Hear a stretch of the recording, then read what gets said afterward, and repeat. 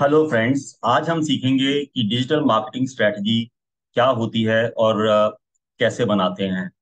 Digital marketing strategy एक बहुत ही important document है। जब भी आप किसी ब्रांड के लिए आप पिच करते हैं तो क्लाइंट आपसे डिजिटल मार्केटिंग स्ट्रेटजी मांगता है। और अगर आप ऑलरेडी आप किसी क्लाइंट के लिए काम कर रहे हैं तो आप कैंपेन स्ट्रेटजी क्लाइंट को देते हैं, जो कि डिजिटल मार्केटिंग स्ट्रेटजी का ही एक पार्ट होती है।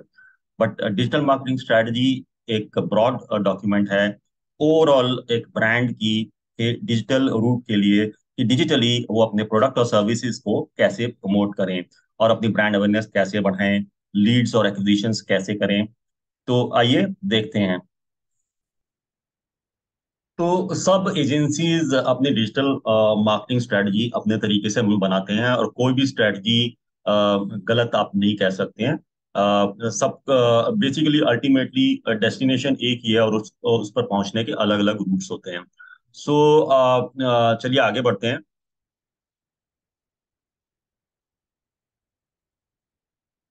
तो ये जो आप देख रहे हैं ये JWT प्लानिंग गाइड है। और JWT WPP ग्रुप की एजेंसी है। अभी वंडरमैन थॉमसन के नाम से ये मर्ज हो गई है। और एक्चुअली JWT प्लानिंग गाइड एक 48 ईयर ओल्ड डॉक्यूमेंट है जो एजेंसीज यूज करती हैं अपनी प्रेजेंटेशंस में। और एक बहुत ही रेलेवेंट और वैलिड एक ये प्रेजेंटेशन का तरीका, जो आजमाया हुआ तरीका है वो है। और पिचेस में ये यूज होता है। ये मेन जो 5 पॉइंट्स हैं जिसमें कि एक प्रेजेंटेशन को डिवाइड कर दिया जाता है। ब्रांड की पोजीशनिंग स्ट्रेटजी जब डिसाइड होती है और पोजीशनिंग स्ट्रेटजी के ऊपर ही ब्रांड की एडवर्टाइजिंग स्ट्रेटजी भी सेट की जाती है। सो इसका फर्स्ट स्टेप है where are we compared with competitors and in people's mind. तो हमारा जो ब्रांड है वो कंपटीशन के अगेंस्ट कहाँ स्टैंड करता है, और लोगों के दिमाग में उसकी क्या पोजीशन है। तो अगर मिनरल वाटर है, तो अगर किनले है उसकी एक अलग ब्रांड पोजीशनिंग है। और जो दूसरे ब्रांड है मिनरल वाटर के, लाइक बिस्लरी है, वो मार्केट लीडर की पोजीशन पे है, उसकी एक अलग ब्रांड पोजीशनिंग है। सो सब लोग अपनी पोजीशनिंग स्ट्रेटजी डिसाइड करते हैं, उसके बेसिस पे उनकी एडवर्टाइजिंग स्ट्रेटजी डिसाइड होती है। And why are we there, what factors led us at this position. तो हम वहां पर क्यों पहुंचे, हमारा ब्रांड जो इस पोजीशन पर है वो वहां पर कैसे पहुंचा, क्या हमने प्रीवियसली स्ट्रैटेजीज करी थी, हमारी प्रमोशनल स्ट्रैटेजी, एडवर्टाइजिंग स्ट्रैटेजी और ओवरऑल मार्केटिंग मिक्स हमारा क्या था। अ, तो जब हम मार्केटिंग मिक्स की बात करते हैं तो इसमें चार एलिमेंट मेन होते हैं: प्रोडक्ट, प्राइस, प्रमोशन और प्लेस। और प्रोडक्ट के अंदर प्रोडक्ट की पैकेजिंग, डिजाइनिंग और ओवरऑल प्रोडक्ट की लुक एंड फील, और किस तरीके से प्रोडक्ट को हम लोगों तक पहुंचाना चाहते हैं वो सब आता है। प्रमोशन में जो इसमें इसकी एडवर्टाइजिंग स्ट्रेटजी क्या होगी, इसकी डिजिटल स्ट्रेटजी क्या होगी, और कौन कौन से प्लेटफॉर्म्स पे हम प्रेजेंट होना चाहते हैं, क्या टीवी होगा, क्या रेडियो होगा हमारे अपने प्रमोशन प्लान के अंदर, और कितना बजट हम सेट करते हैं। तो उसके हिसाब से हमारी प्रमोशनल स्ट्रेटजी होती है। सो प्रोडक्ट, प्राइसिंग और प्रमोशन हमने देखा। और प्लेस में डिस्ट्रीब्यूशन स्ट्रेटजी आ जाती है प्रोडक्ट की, तो कैसे प्रोडक्ट को डिस्ट्रीब्यूट किया जाएगा, क्या वो डायरेक्ट टू कंज्यूमर होगा या हम ई कॉमर्स साइट पे उसको सेल करेंगे खाली, या डायरेक्ट सेल्स होगी उसकी। तो प्रमोशन इसकी डिस्ट्रीब्यूशन स्ट्रेटजी के अंदर उसकी प्लेसमेंट कहाँ पर हम प्रोडक्ट को कैसे डिस्ट्रीब्यूट करेंगे वो आता है। तो ये चार एलिमेंट होते हैं मार्केटिंग मिक्स के, जिनको मिलाकर एक मार्केटिंग स्ट्रेटजी बनती है। So where do we want to be, what realistically could be position of our brand in the future. So हमारा जो ब्रांड का पोजीशन है कंज्यूमर के दिमाग में, वो एक्चुअली आगे जाके आप चेंज भी कर सकते हैं। अभी आपका ब्रांड किस पोजीशन में है as compare to the competition अपने कंज्यूमर के दिमाग में। Point number 4, how do we get there. तो हम अपने मार्केटिंग मिक्स के अंदर क्या चेंजेस करें, हम अपनी एडवर्टाइजिंग स्ट्रेटजी में क्या चेंज करें, तो जो हम पोजीशन ऑक्यूपाई करना चाहते हैं कंज्यूमर के दिमाग में, वहां पर हम पहुंच सके। Are we getting there, measuring results. तो एक्चुअली डिजिटल का मेन बेनिफिट ये है कि हम हर एक डेटा पॉइंट को हम मेजर कर सकते हैं। कौन सी लीड कहाँ से आ रही है, कौन सी कन्वर्जन कहाँ से हो रही है, ब्रांड अवेयरनेस से अगर हम कैंपेन करें तो उसका क्या फायदा हो रहा है, हम ब्रांड लिफ्ट स्टडी कर सकते हैं। तो डिजिटल में हमारा मेन बेनिफिट है, हम अपने रिजल्ट्स को एक्चुअली मेजर कर सकते हैं। सो मार्केटिंग में you must have heard about marketing funnel. तो ये मार्केटिंग फनल क्या चीज है? So marketing funnel describes your customer journey with you. तो हमारा जो कस्टमर है, हमारा वो कस्टमर कैसे बना, उसकी क्या जर्नी रही। पहले उसने हमारे प्रोडक्ट का नाम कहाँ सुना, क्या उसने हमारा सर्च का एड देखा, या हमारा डिजिटल का एड देखा, प्रिंट एड देखा, या टेलीविजन पे कोई एड देखा, या फिर रेडियो पे उसके बारे में सुना, कहाँ पर कैसे हमारा जो प्रोस्पेक्ट है उसको हमारी ब्रांड की अवेयरनेस कहाँ से हुई। सो प्रोस्पेक्ट स्टेज पर, लीड स्टेज पर, अपॉर्चुनिटी स्टेज पे, और कस्टमर एक्विजिशन स्टेज पे जो ब्रांड्स होते हैं अलग अलग स्ट्रैटेजीज अपनाते हैं। जो टॉप ऑफ द फनल जिसको हम बोलते हैं, टॉप ऑफ द फनल में टोफू जिसका शॉर्ट फॉर्म है, उसमें अवेयरनेस ब्रांड की क्रिएट की जाती है। कस्टमर को एजुकेट किया जाता है कि जो कस्टमर होता नहीं है अभी, विजिटर ही कहेंगे हम उसको, विजिटर को एजुकेट किया जाता है हमारे ब्रांड के बारे में। मैक्सिमम ट्रैफिक जनरेशन की जाती है ताकि ज्यादा से ज्यादा लोग वेबसाइट पर आए और हमारे प्रोडक्ट के बारे में जानें। और जो नेक्स्ट स्टेज होता है, middle of the funnel stage होता है, जहां पर हम अपने वैल्यू प्रोपोजिशन हम अपना रखते हैं कि हमारे ब्रांड का या हमारे प्रोडक्ट का वैल्यू प्रोपोजिशन क्या है, क्या बेनिफिट्स हम देंगे अपने कस्टमर को, अगर वो हमारा प्रोडक्ट खरीदेगा तो उसको क्या बेनिफिट मिलेगा। So that is the value proposition, we state the value proposition in the communication. तो ये लीड जनरेशन का स्टेज होता है मिडिल ऑफ द फनल का। तो कैसे की जाती है, इसमें जो कंटेंट हमारा होता है, ई बुक्स होती हैं, videos, guides, white papers, case studies और वेबिनार्स होते हैं। इनको हम लीड मैग्नेट्स भी बोलते हैं, बिकॉज इधर से ही हम जब हम कोई कस्टमर हमारी ई बुक को डाउनलोड करता है तो अपनी लीड, अपनी इंफॉर्मेशन अपने बारे में बताता है हमें वो। सो और हम उसको द्वारा कम्युनिकेट उसके साथ कर सकते हैं थ्रू एन ईमेल और थ्रू सोशल मीडिया।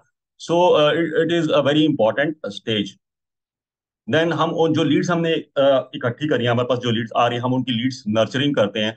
उनको कस्टमर्स में कन्वर्ट करने के लिए हमें और इंफॉर्मेशन देनी पड़ेगी, प्रोडक्ट की डेमो करनी पड़ेगी, डेमो ट्रायल्स देने पड़ेंगे, कंसल्टेशंस देने पड़ेंगे। और so at the bottom of the funnel हम कंपेल करते हैं बाय करने के लिए, डिसीजन मेकिंग स्टेज पे जब कस्टमर होता है। देन हम कस्टमर को बताते हैं कि हम उसको डिस्काउंट भी दे सकते हैं, कुछ भी करके हमें अपने कस्टमर को कंपेल करना है कि वो हमारा ब्रांड को का प्रोडक्ट परचेज करे।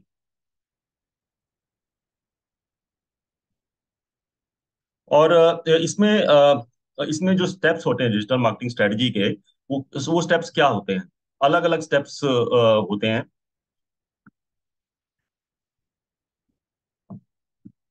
सो steps in formulating the digital strategy, understanding the market, step number 1 ये होता है। Then setting the objectives, business objectives अलग होते हैं और कैंपेन के ऑब्जेक्टिव्स अलग होते हैं। बिजनेस ऑब्जेक्टिव्स के ऊपर ही कैंपेन के ऑब्जेक्टिव्स हमारे बेस्ड होते हैं। Then audit the current state of media. तो हम अपने मीडिया की ऑडिट करते हैं कि जो हम पहले जो भी कर रहे थे, हम क्या उससे क्या हमारे को रिजल्ट्स मिले कैंपेन से। So audit the current state of media, paid, owned और अर्न मीडिया का जो हमारा प्रेजेंट स्टेट है, वो हम ऑडिट करते हैं किसी भी नई कैंपेन को स्टार्ट करने से पहले कि वेयर आर वी, अभी हम कहाँ पर हैं, किस स्टेज पर हैं। पेड मीडिया में अगर पिछले साल हमने इतना स्पेंड किया था तो हमारे रिजल्ट्स क्या थे, और अभी इस साल क्या हम उससे क्या लर्निंग्स ले सकते हैं, पिछले साल क्या सक्सेसफुल चीजें हमने करी थी, क्या वो हम दोबारा कर सकते हैं, और उसके अंदर और क्या चीजें ऐड कर सकते हैं, क्योंकि डिजिटल मीडिया बहुत फास्ट चेंजिंग मीडिया है, इसमें नई नई चीजें आती रहती हैं। So audit the current state of your media, then identifying the target audience. हमारा हमें और टारगेट ऑडियंस बहुत ही अच्छी तरीके से हमारे को अपनी टारगेट ऑडियंस की के बारे में जानना होता है। एक तो ब्रॉड हमारी टीजी होती है, टारगेट ग्रुप, जो कि हम जान सकते हैं डेमोग्राफिक्स एंड साइकोग्राफिक्स से, और एक ग्रैन्युलर टारगेटिंग होती है जहां पर्सोनास की बात करते हैं, और डीप अंडरस्टैंडिंग हम जनरेट करते हैं अपनी टारगेट ऑडियंस के बारे में। इनके बारे में अभी मैं आने वाली स्लाइड्स में डिटेल में बताऊंगा। देन अप्रोच, हमारी कैंपेन की, सी आपने डिजिटल मार्केटिंग स्ट्रेटेजी तो ओवरऑल एक that's a bigger perspective of things. जब अप्रोच होती है हमारी, हम उनको ऑब्जेक्टिव से अप्रोच कैसे हमारी अप्रोच क्या होती है, हम इसके अंदर अलग अलग कैंपेन्स हम क्रिएट करते हैं। हमारी पेड मीडिया की हम कैंपेन्स करते हैं, हमारी सोशल मीडिया की कैंपेन्स करते हैं, हम एसईओ करते हैं। तो सारे के सारे एलिमेंट्स को हम हमारी हमारा क्या प्लान होता है उसको हम अप्रोच कहते हैं। और प्लान के अंदर हम कौन कौन से प्लेटफॉर्म्स पर प्रेजेंट हमें होना चाहिए, ताकि हम अपनी टारगेट ऑडियंस को ठीक तरीके से टारगेट कर सकें, हम अपना मैसेज वहां तक पहुंचा सकें, लीड जनरेट कर सकें, क्लोजर्स कर सकें, कस्टमर्स नए कस्टमर बनाएं। तो उसके लिए हमारे क्या टैक्टिक्स होने चाहिए। एंड देन मेजरमेंट, तो डिजिटल मीडिया में कंटिन्यूअस कैंपेन की मॉनिटरिंग और रिपोर्टिंग होती है। And we don't wait for the end of the campaign की, हम एक्चुअली कैंपेन के मॉनिटर भी करते रहते हैं और उसको ऑप्टिमाइज भी करते रहते हैं। और finally what ever you have, what understanding you have with the client की हमें एक वीकली रिपोर्ट देनी है अपनी कैंपेन के बारे में, एंड मंथली रिपोर्ट हम देंगे अपने सारे पेड मीडिया के बारे में, अर्न मीडिया और ओन मीडिया के बारे में। और at the end of the campaign हम कैंपेन का पोस्ट कैंपेन एनालिसिस करते हैं, जिसमें हम बताते हैं कि हमारी आगे की स्ट्रेटजी क्या होनी चाहिए। सो जो स्टेप्स हमने अभी देखे, उन स्टेप्स को हम थोड़ा डिटेल में उसको जानते हैं। सो इस स्लाइड में आप देख रहे हैं इंडिया की टॉप 5 स्मार्टफोन कंपनीज का मार्केट शेयर क्या है। So if you look at on the left hand side, हम देख रहे हैं मार्केट, मार्केट को अंडरस्टैंड करने के लिए we need to know the market size.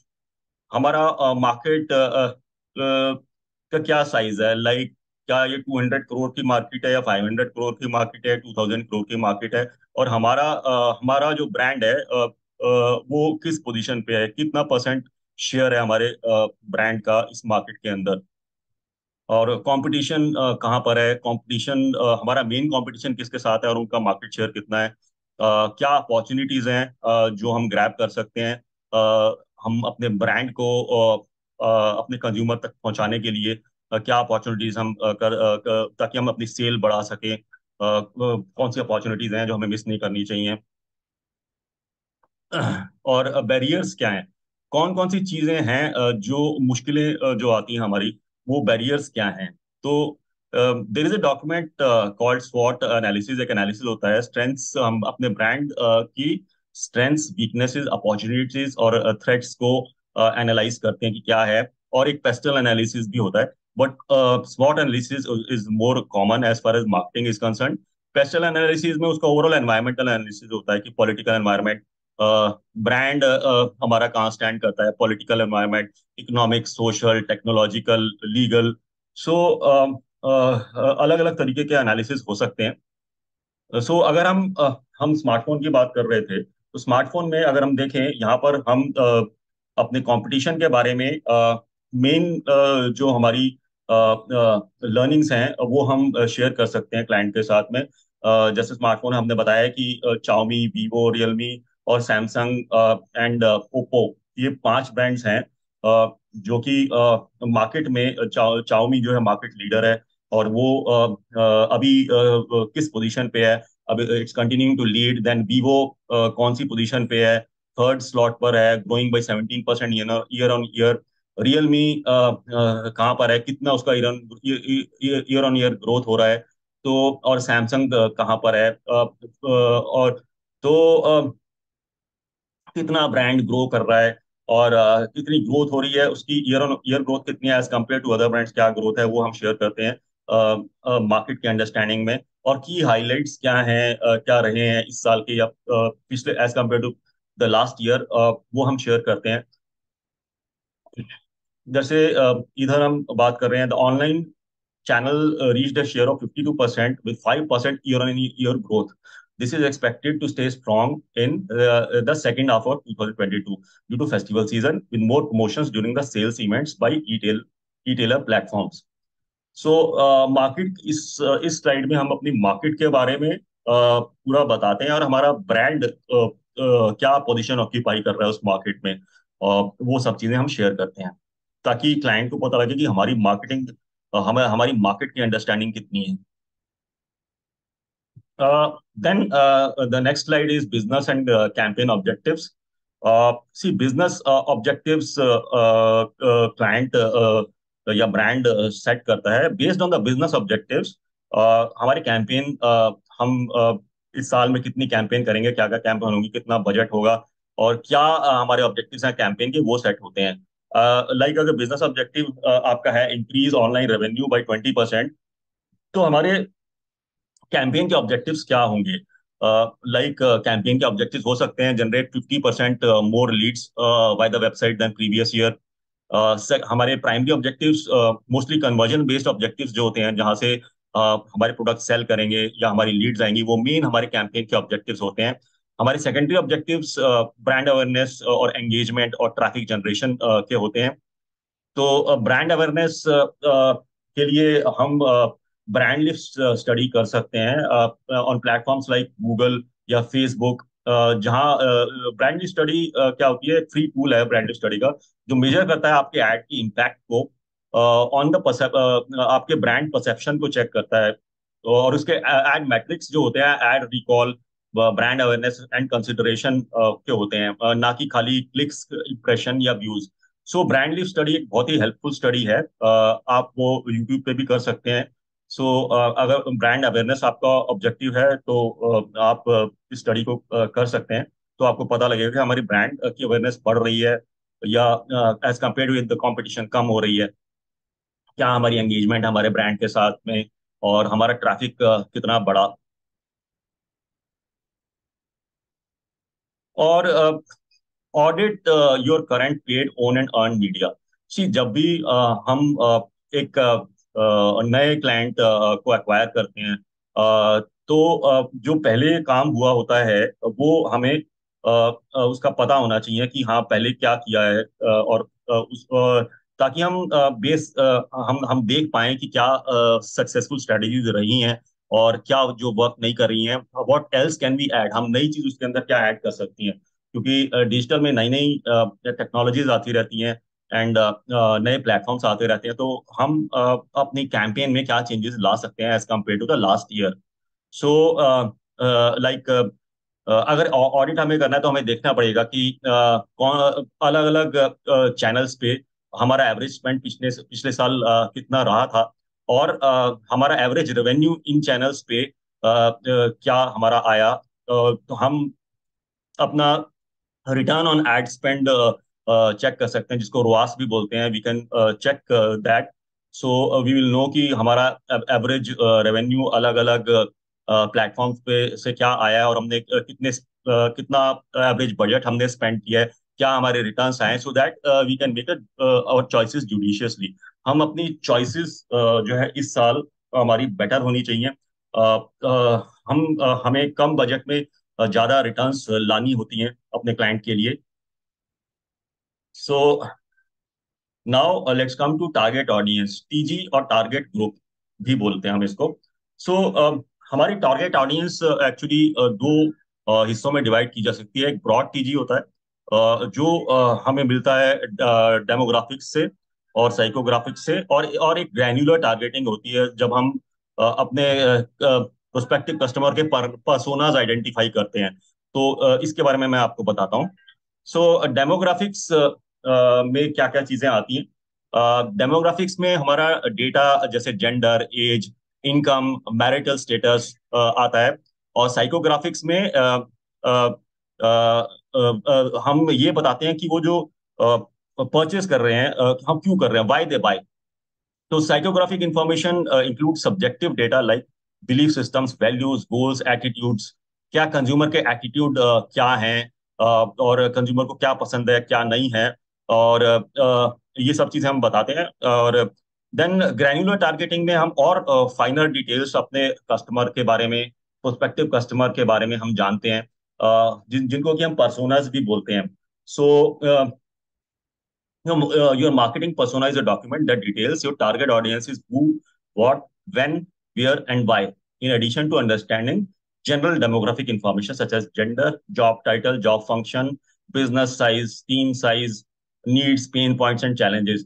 तो पर्सोना जानने के लिए हमारे को अपने प्रोस्पेक्टिव जो हमारी टारगेट ऑडियंस है उसके बारे में और डिटेल्ड इंफॉर्मेशन इकट्ठी करनी होती है। I will share an example of persona with you.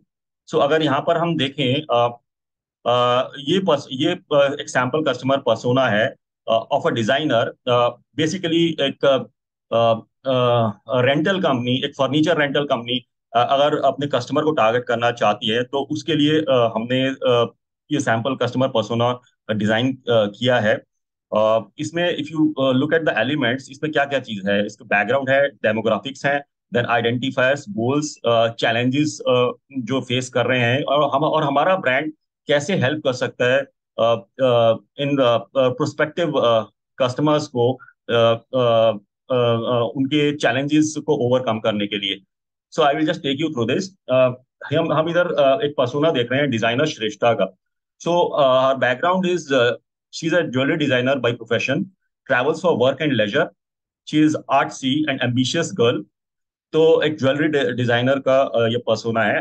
Demographics क्या है, डेमोग्राफिक्स के अंदर जैसे बताया आपको, एज, इनकम, ये सब चीजें आती हैं। 23 years of age, single female, graduated in jewellery design, originally from Himachal but stays and works in Gurgaon, comes from a family of professionals. Salary income है इनकी। आइडेंटिफायर्स में उनका नेचर कैसा है, she has calm demeanour, fitness conscious है but occasionally eats out with friends. Friends often come over and stay at her rented one bedroom BHK, one BHK flat. So, and her goal in her life is to establish herself in her career and dreams of having her own business one day. So ये Aspire करती हैं, इनका गोल ये है कि उनका business एक दिन होगा। और चैलेंजेस क्या फेस कर रहे हैं, क्योंकि उनके फ्रेंड्स किसी भी टाइम ड्रॉप इन करते हैं and she runs out of ideas for creating extra space for them.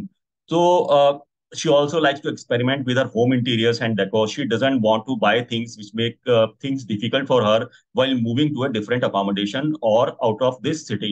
So इस इन challenges को ब्रांड हमारा कैसे हेल्प कर सकता है इस पर्सोना को, अगर उनको अपना कस्टमर बनाना है तो हाउ कैन आवर ब्रांड, अगर फर्नीचर रेंटल कंपनी है, कैसे इस कस्टमर को टारगेट कर सकती है। Provide her with best one-stop shop for her furniture, home appliance and home furnishing needs. So ये एक प्रोस्पेक्टिव कस्टमर का जो पर्सोना है इसको टारगेट किया जा सकता है एक फर्नीचर रेंटल कंपनी के द्वारा। अप्रोच, हम हमने जो ऑब्जेक्टिव सेट करे हैं उसको अचीव करने के लिए हमारी पेड मीडिया की, ओन मीडिया की और अर्न मीडिया की क्या अप्रोच होनी चाहिए, हमारी क्या स्ट्रैटेजी होनी चाहिए। पेड मीडिया में हमें कहाँ कहाँ पर प्रेजेंट होना चाहिए, क्या हमारे को फेसबुक की न्यूज़फीड में होना चाहिए, क्या इंस्टाग्राम हमें लेना चाहिए, गूगल सर्च पर हमें क्या करना चाहिए, हमारे मेन कीवर्ड्स कौन से होने चाहिए, और हमारी वेबसाइट या हमारी ऐप उसका डिजाइन और लैंडिंग पेजेस क्या परफेक्ट है या उसमें चेंजेस होने चाहिए। तो ये सारी चीजें हमारी अप्रोच में हम डिसाइड करेंगे, हमारी चैनल की स्ट्रेटेजी में डिसाइड करेंगे कहाँ कहाँ पर हमको प्रेजेंट होना चाहिए, पेड मीडिया पे, सोशल मीडिया पे कहाँ हमें प्रेजेंट होना चाहिए, हमारा कंटेंट कैसे होना चाहिए, और अर्न मीडिया में क्या होता है बेसिकली, जो लाइक्स शेयर्स और मेंशंस आपको मिलते हैं, या आपको ट्रैफिक जो जनरेट होता है एसईओ से, वो सारा का सारा अर्न मीडिया में होता है, क्योंकि हमने उनको अर्न करा है अपने ब्रांड के लिए। सो अर्न मीडिया और सोशल मीडिया बहुत क्लोजली लिंक्ड हैं, बिकॉज सोशल मीडिया से हमारा मोस्टली अर्न मीडिया आता है। हमारा पीआर से, पब्लिक ऑनलाइन पीआर से भी हमारा अर्न मीडिया जनरेट होता है। हमारा न्यूज रिलीजेस से हमारा अर्न मीडिया जनरेट होता है, हमारा ब्रांड के बारे में जो भी बात होती है।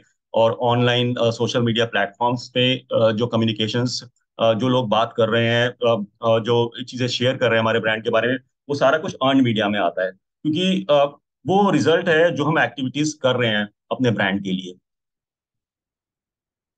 सेकंड पार्ट हमारा मैसेजिंग का आता है, क्रिएटिव पार्ट है। सी क्रिएटिव में आजकल जो डेवलपमेंट हो रही है, वो बहुत ही हेल्पफुल है ब्रांड्स के लिए, because ideally what used to happen was, अगर हमने अपने ब्रांड के लिए, हमारा जो प्रोस्पेक्टिव कस्टमर है, हमने अगर डेमोग्राफिक्स डिसाइड करे और साइकोग्राफिक्स डिसाइड करे, तो हम एक या दो क्रिएटिव के सेट्स हम चला देते, या चार चला देते थे। सेम क्रिएटिव हर एक ऑडियंस को जाता था।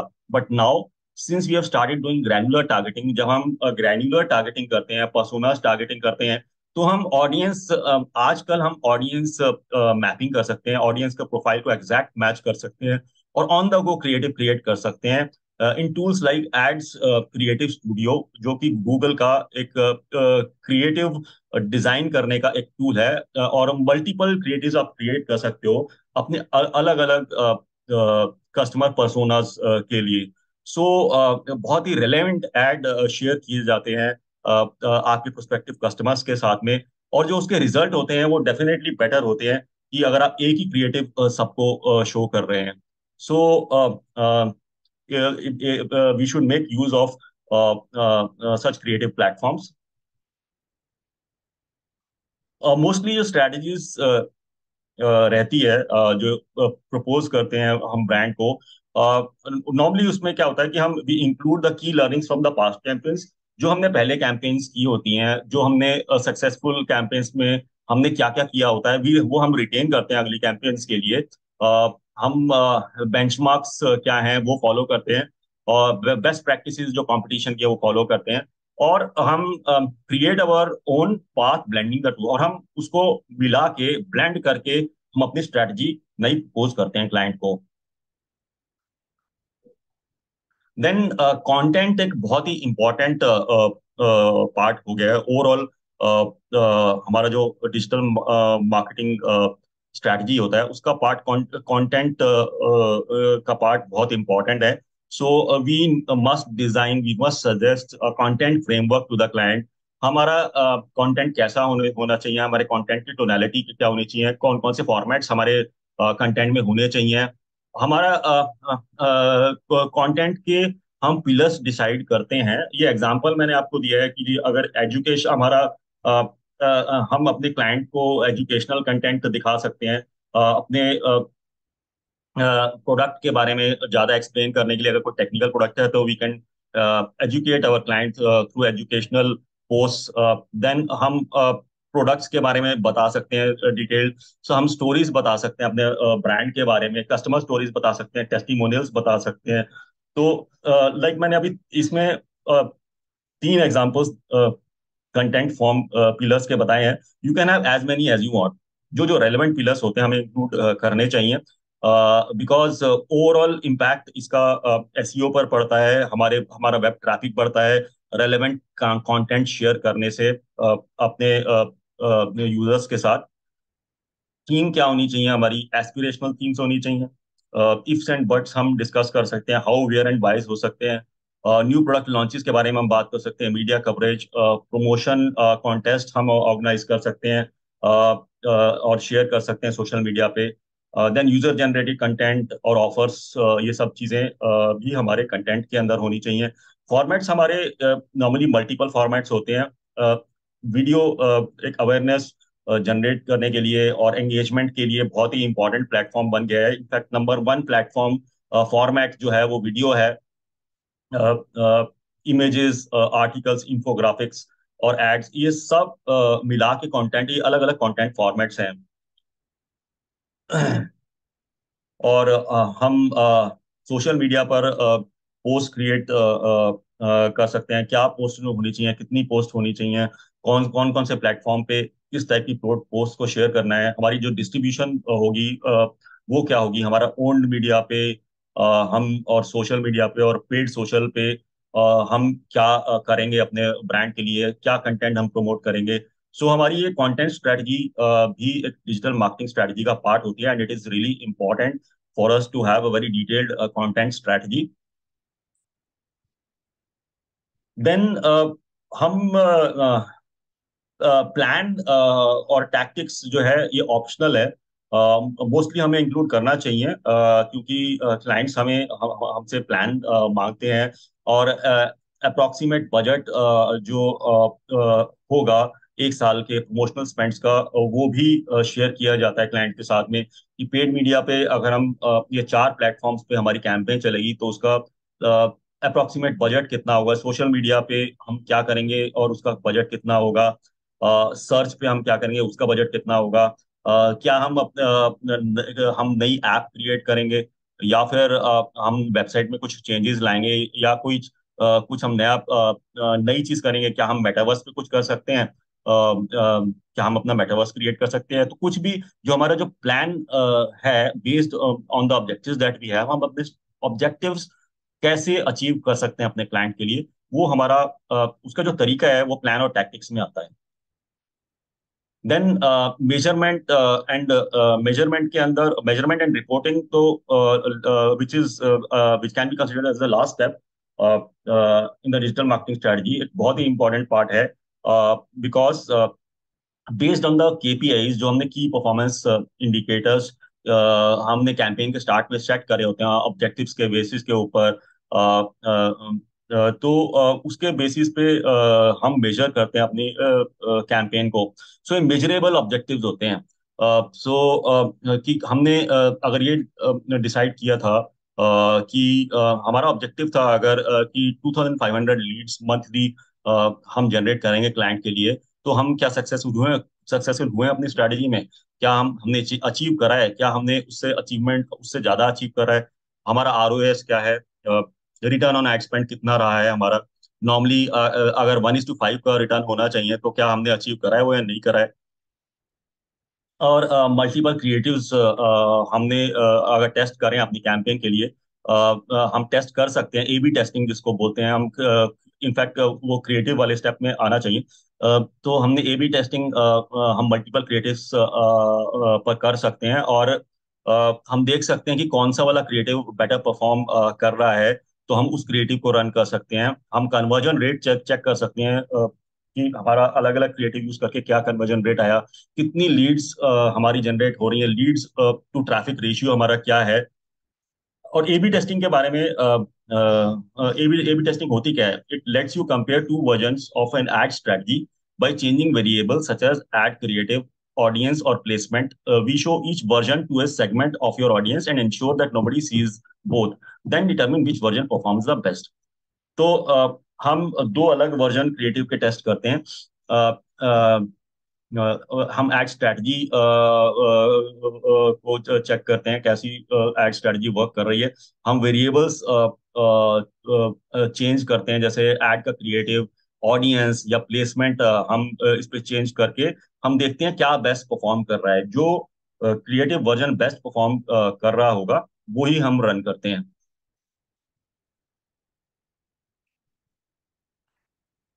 और हमारा लास्ट स्टेप हमारा कैंपेन एनालिसिस का होता है, और कोर्स करेक्शन का होता है, और आगे हमें क्या करना है, वे फॉरवर्ड हमारे को क्या हमारी होगी, जो भी लर्निंग्स हमने अपनी कैंपेन से इकट्ठी करी हैं, वो हमने जो डेटा इकट्ठा करा है हम उसका एनालिसिस करते हैं, और सजेशंस देते हैं कि आगे की स्ट्रैटेजी हमारी क्या होनी चाहिए, आगे की कैंपेन्स के लिए हमें क्या करना चाहिए, कहाँ बजट बढ़ाना चाहिए, कहाँ बजट घटाना चाहिए, क्या क्या हमें नए क्रिएटिव फॉर्मेट्स यूज करने चाहिए अपनी कैंपेन के लिए, मीडिया फॉर्मेट्स अगर नए आए हैं तो हम वो क्या यूज कर सकते हैं, और कौन से हमें प्लेटफॉर्म्स और इंक्लूड करने चाहिए, हमारी डेटा स्ट्रेटजी क्या होनी चाहिए, क्या हमें प्रोग्रामेटिक करना चाहिए, या हमें जीडीएन पे ही अपनी इन्वेंट्री चलानी चाहिए।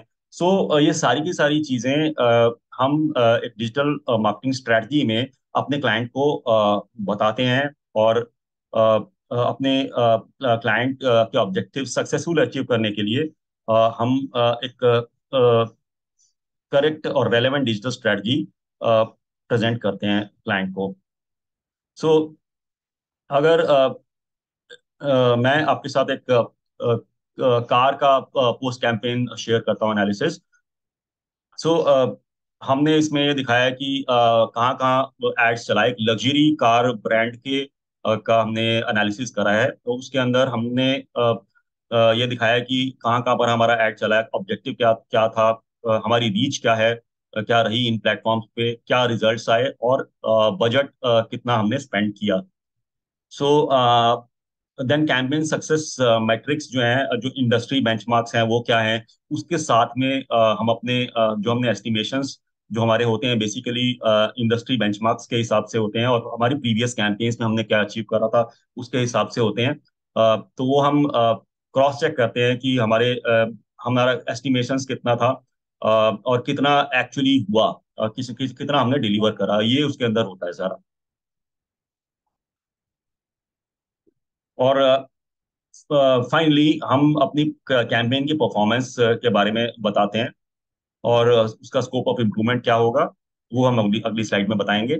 सो अब हमारी कैंपेन ने किस तरह से परफॉर्म करा, like Facebook video view through rate was low due to the length of the videos, most videos were long form.